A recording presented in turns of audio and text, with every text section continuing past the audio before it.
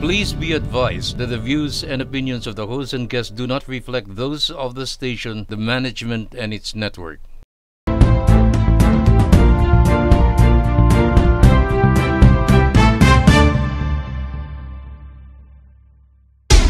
Nagbabalik po ang Sa Barangay Tayo. Dalawa pong kabataan ang kasama natin ngayon sa ating Best Practice segment.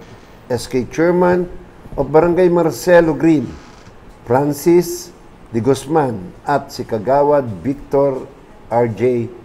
Barros. Okay, kwentuhan lang tayo dito walang ninervyos yan. Itong dalawa ay talaga namang parehong mabuti at mabuting halimbawa sa mga kabataan dahil talagang nakapagtapos sila ng pag-aaral at si SK Francis ay graduate sa Lasal at si SK Kagawad Victor naman ay graduate sa South Biel. Okay, tuloy-tuloy na tayo, no? Bilang miyembro ng kabataan sa inyong barangay, ano ang hudyat at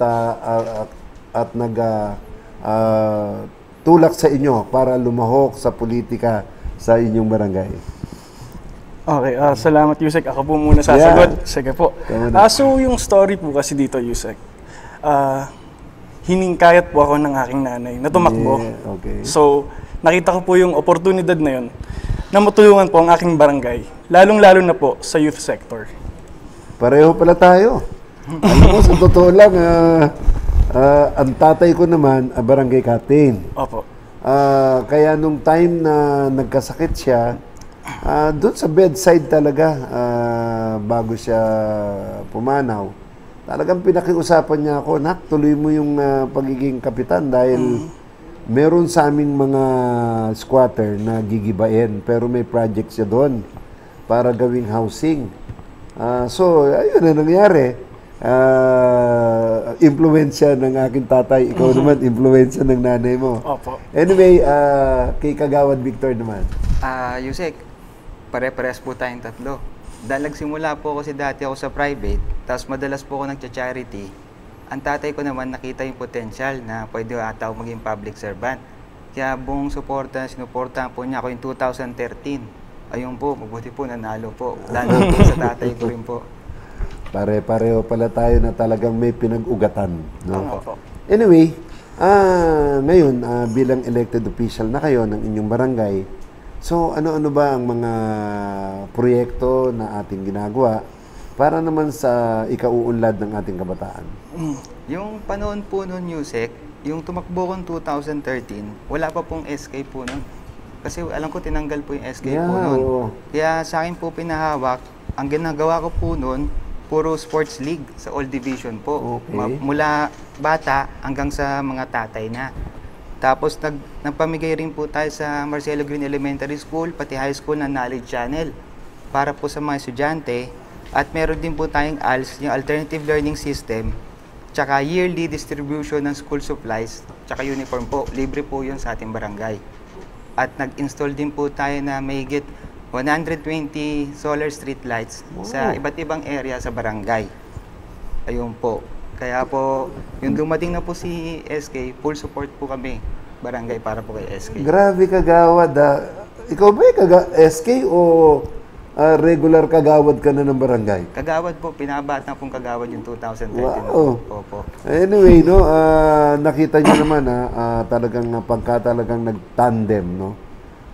Iba ang thinking ng kabataan ngayon. Just imagine, solar system, kumbaga dapat ito na talaga yung new era, no? Opo, para po makatipid po sa sa Meralco po. Tsaka po, pag dumating yung mga bagyo, at least kahit nag-brown out, yung ilaw po natin sa solar street lights, malaki pong po yung emergency po yun para sa ating pong barangay. Nakita nyo na yung advantage na to. At I hope, no? Lalo-lalo na doon sa mga parplang barangay sa ating bansa, na it is high time for us talagang mag-level up. Level up, no? Na po. Okay. Itong pero napakaganda nun at may ugnayan kayo. So SK, ano pa yung mga project natin? So, nung simula po nung nanalo tayo, yung mga iba ko pong nagawa is mga sports clinic po, anti-bullying campaign, Siyempre, binibini para to boost the confidence of women in my barangay po. Summer League po. Tapos nakikipag-coordinate po kami sa city para mag-endorse para sa Parañaque City College. Okay. Tapos yearly brigada eskwela po. Kung saan po tumutulong kami maglinis at magpintura ng mga schools every year. Tapos sa COVID naman po, itong nangyaring pandemya sa atin, ginawa ko po mag-donate at mag-distribute po ng hygiene kits, tulad po ng alcohol, hand sanitizer, nagbigay rin po kami ng washable face mask, vitamins, and relief goods.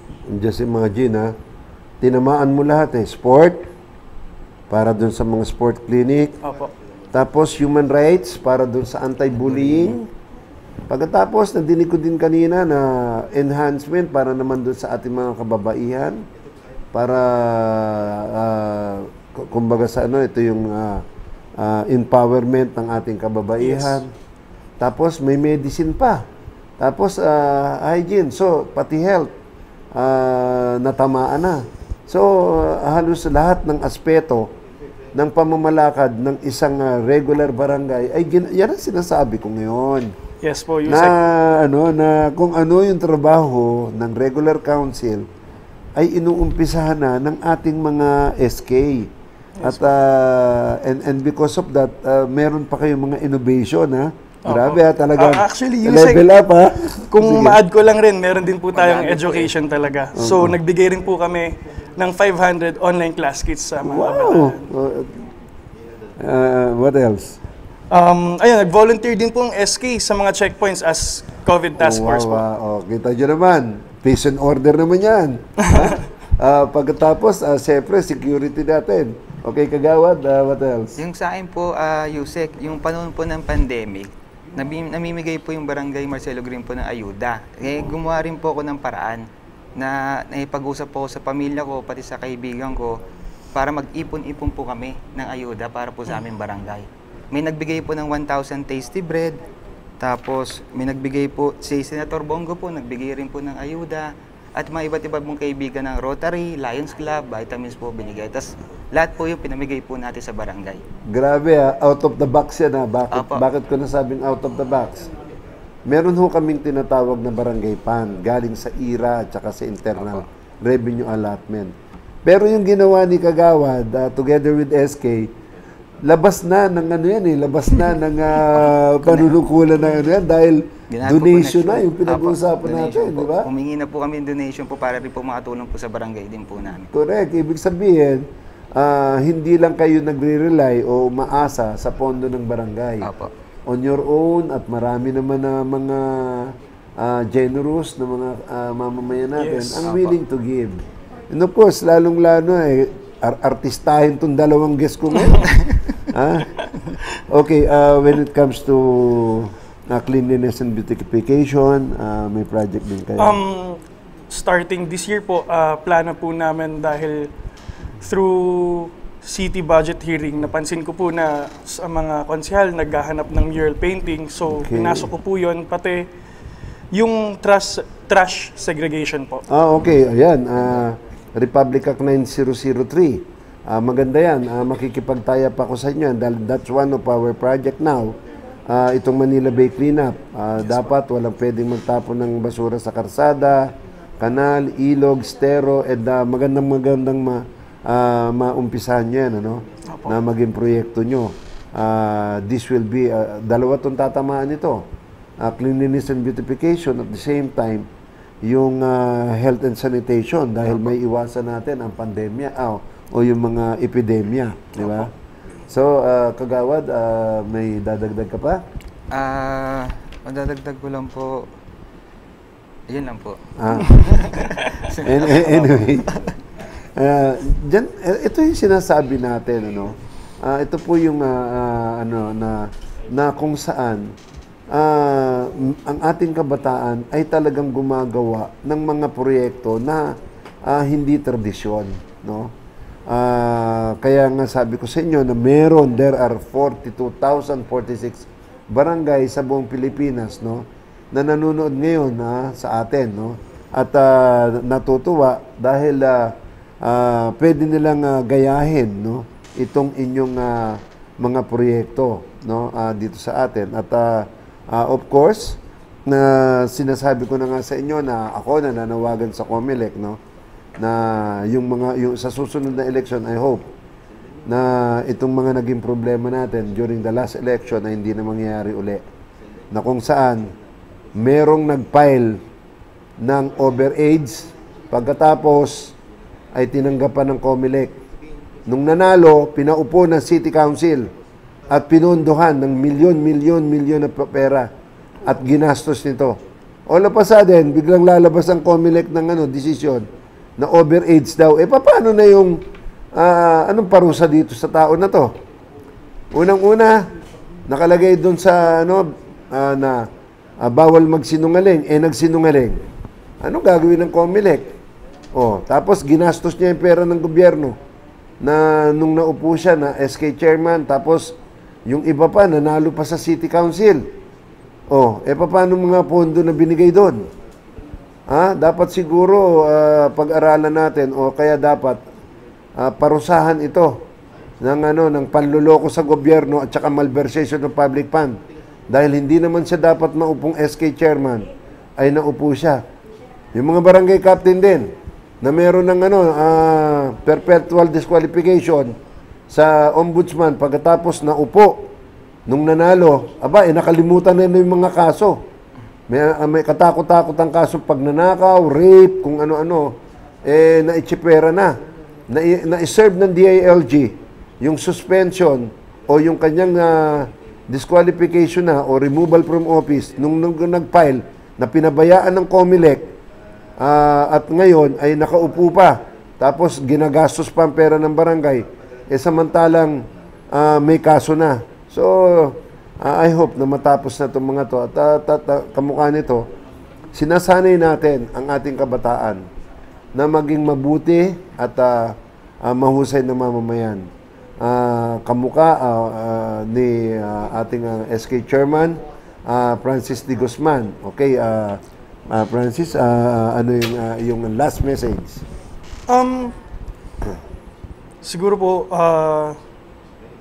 may mahingi lang po sana ako sa inyo, Yusek. Mabigyan lang po ng lambing sa inyo yung tulad po na sinabi nyo kanina, wala pong allowance o parang yung SK Council namin. Nako, alam mo, talagang ako, since na napunta ako dito sa DILG, yan na talagang aking hinihingi. Dahil nung naging barangay captain ako, 13 years ako naging kapitan. Opo.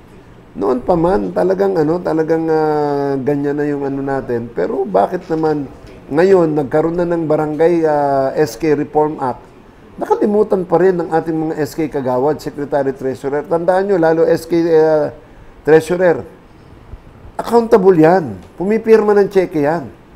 Tapos na sinkunduling, wala man lamang yamot SK Francis, ipaglalaban ko yan. Maraming salamat po, Yusek. Okay, sige. At asahan mo yan. Okay, Kagawad Victor?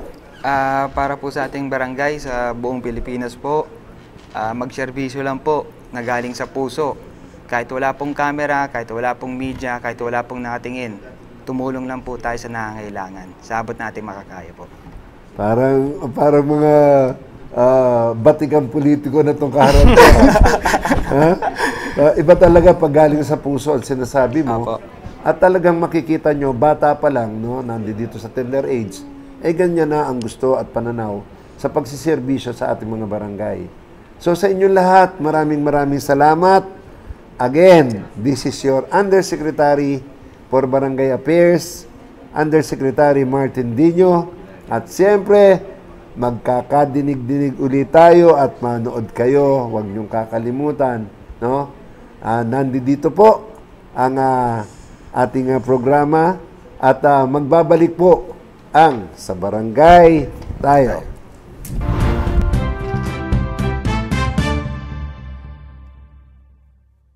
Base po sa naging takbo ng ating talakayan ngayon, ano po ang sa tingin ninyo, Yusek, ang dapat pang gawin para mas mapatibay ang mga SK sa kanilang pagsisilbi sa kanilang mga bawat komunidad? Alam mo, para sa akin, siguro may isang salita na lang. mag-umpisa sa tama, gumawa ng tama, at lahat ng iyong gagawin ay tama, naaayon sa batas. So, malaki ang ating inaasahan sa ating SK. At sabi ko nga sa inyo, ang oportunidad na ibibigay natin sa kabataan, hayaan natin sila na humubog sa kanilang gustong puntahan. At nandito naman tayo para subaybayan, para sila ay bigyan ng gabay. Pero to decide for them, tingnan natin yung kanilang nasa isip. Yun lang ang aking... Maraming salamat sa ating mga panauhin ngayong araw na ito. Sana ay napaliwanagan namin kayo na ang serbisyong publiko ay hindi basta-basta. At ang programang ito ang maghahatid ng serbisyong higit pa sa inaasahan ninyo. Please follow us on our Facebook page at sa Barangay Tayo. Ako po si Mai Salazar. Sa susunod na linggo, abangan ninyo po. Ang ating tatalakayin ay ang proposed bill sa Kongreso, USEC, ang Magna Carta for Barangays Act. Bago ko po sabihin nyo, napaka-special po ang ating mga guests next week. So, ito po ang inyong lingkod, Kagawad Butch Serrano. Okay, at bago naman ako magtapos, lalo-lalo na sa napakahalaga natin na segment ngayon, yung tungkol sa kabataan. Alam niyo po, nung March 1st, ako ang pinadala ng DILG sa UP PGH. At doon, inulunsad namin yung malawakang bakunahan. No? Tandaan nyo, ang solusyon ng problema natin sa COVID ay ineksyon ng ating bakuna.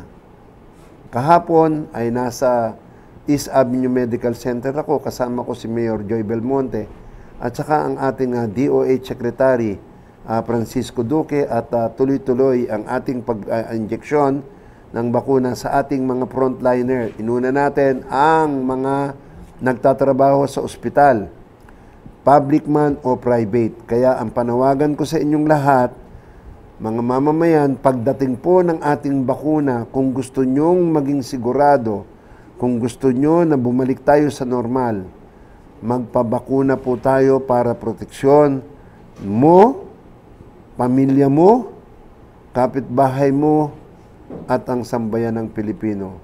So, kabataan, ang pag-asa ng bayan, isa po itong kasabihan ng ating minamahal na si Jose Rizal, no? At bago pa maging pag-asa ng bayan, ang sumusunod na henerasyon ay dapat natin silang bigyan ng tamang gabay na naayon at dapat. So, sa inyong lahat, again, maraming salamat sa binigay na pagkakataon sa atin ng ating programa. And of course, magkikita. Maraming salamat at sumubaybay hanggang sa susunod na linggo. Tara na sa Barangay Tayo.